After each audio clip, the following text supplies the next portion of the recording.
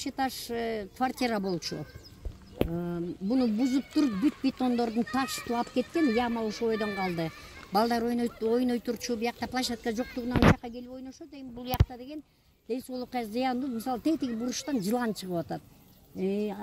Ар кандай курт кумурскалар пайда болду. Балдар ушул жака келип ойношот. Целый день биз күндө кайтара албайт экенбиз. Болбой эле катышып эметип атабыз.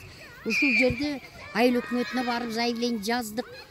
Канча ирет кайрылдык, эч кандай жеңилдик чыкпай атат. Жыланды эмне көрдүңөр беле? Жыланды көрдүк көз көзүбүздөн. Чар жылан тетиги бурчка кирип кетет. Балдарды чакса, бул балдардын коопсуздугуна ким жооп берет? Эч ким жооп бере албайт. Бул водокачкабыздын тегерегине барган санитария. Бүт мусор жыйылган. Эч кандай трактор, эч кандай унаа келбейт бияка мусор жыйнаганга. Аны да кайтып элетабыз. Так урукпайт, элдин сөзү угулбайт. Жылан канча метр экен? Метрин билбейм, буякта бир келин көрдү, өз көзүм менен көрдүм, кетип баратып деп, тетигинде бир киши жана көрдүм дейт, кирип кетти дейт тетиги буручка. Ушунда кичине жоонураак эле чар жылан экен дешти. Эми биягы уюгу пайда болду да.